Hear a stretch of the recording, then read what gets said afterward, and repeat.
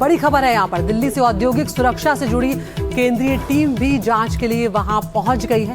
इससे पहले राज्य बॉयलर इंस्पेक्टर की रिपोर्ट में हादसे के पीछे गंभीर खामियों को वजह पाया गया है। इस हादसे के सिलसिले में दर्ज एफआईआर में वेदांता के चेयरमैन अनिल अग्रवाल का नाम भी शामिल कर लिया गया है और कई और लोगों के खिलाफ भी एफआईआर दर्ज कर ली गई है। तो इसमें अब मरने वालों की संख्या 24 तक पहुंच गई है। तो लापरवाही का जो मामला है यहाँ पर सीधे तौर पर अब सामने आ रहा है। हम अब रुक करेंगे हमारे सहयोगी नीलेश त्रिपाठी का। नीलेश, यहाँ पर जिस तरह की जांच की बात सामने आ रही है, क्या कुछ निकल कर आ रहा है, किस तरह की लापरवाही की बात सामने आ रही है और अब कार्रवाई के नाम पर यहाँ पर क्या कुछ किया जा रहा है? देखिए, अभी एक ताज़ा अपडेट ये है कि 24वीं मौत आज सुबह ही हुई है। इस पूरे घटनाक्रम के बाद 35 लोग प्रभावित हुए थे, जिसमें से 24 लोगों की मौत हो चुकी है। 24वीं मौत आज सुबह हुई। झारखंड का मूल निवासी रहने वाला जो श्रमिक जो यहाँ पर काम करता था, वहाँ रायगढ़ मेडिकल कॉलेज में उनका इलाज चल रहा था और आज सुबह उनकी मौत हो गई है। ये एक बड़ा अपडेट है। इसके अलावा केंद्रीय औद्योगिक सुरक्षा की जो टीम थी, उन्होंने लंबी जाँच की है। कल सुबह 8:30 बजे से लेकर लगभग 7 बजे शाम तक जाँच की गई और रात में भी कुछ लोगों से गेस्ट हाउस या आसपास बुलाकर उनसे पूछताछ की गई थी। ये भी एक जानकारी सोर्सेज से आ रही है।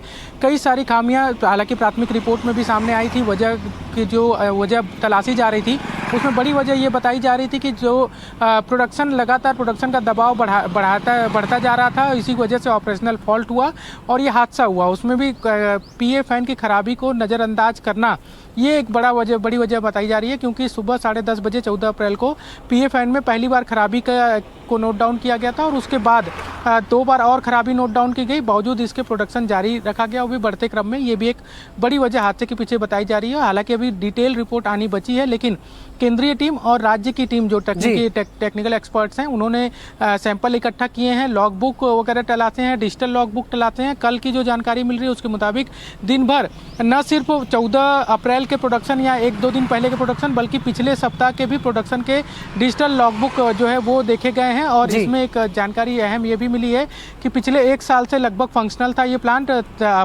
जुलाई 2025 से यहाँ से प्रोडक्शन शुरू हुआ था और इसके बीच में कई बार तकनीकी खराबी प्लांट में देखी गई और उसके बाद तो यहाँ पर तकनीकी खराबी देखी गई। बावजूद उसके नीलेश कदम जिस तरह के उठाए जाने चाहिए थे वो नहीं उठाए गए। अब यहाँ पर जो वेदांता के चेयरमैन है अनिल अग्रवाल, उन तक का नाम भी एफआईआर में शामिल किया गया है। किस तरह की धाराओं में मामला दर्ज किया गया और किस तरह की कानूनी कार्रवाई अब आगे की जा रही है?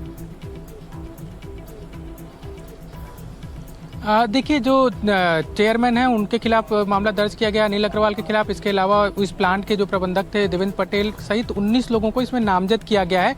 लेकिन इस मामले में कांग्रेस ने एक बड़ा गंभीर सवाल उठाया है। जो धाराएं लगी हैं उसमें कांग्रेस के जो प्रदेश अध्यक्ष हैं दीपक बैज, उन्होंने प्रेस कॉन्फ्रेंस की थी और उन्होंने इस बात को इंगित किया था कि ये जो धाराएं लगी हैं बहुत ही सामान्य हैं, इन धाराओं को घर बैठकर भी कोई जमानत ले सकता है। जबकि जो चरणदास महंत है नेता प्रतिपक्ष, उन्होंने कहा था कि बीएनएस की जो ताज़ा धारा है 105, जिसके तहत जो गंभीर लापरवाही और उसके तहत दर्ज किया जाता है, जिसमें सजा का भी प्रावधान है और इसके अलावा लंबा जुर्माना के भी प्रावधान है, उसके तहत मामला दर्ज किया जाना चाहिए। उन्होंने सरकार और स्थानीय सरकार और प्रशासन पर ये सवाल उठाए थे कि सिर्फ नाम शामिल कर लेने से कुछ नहीं होगा।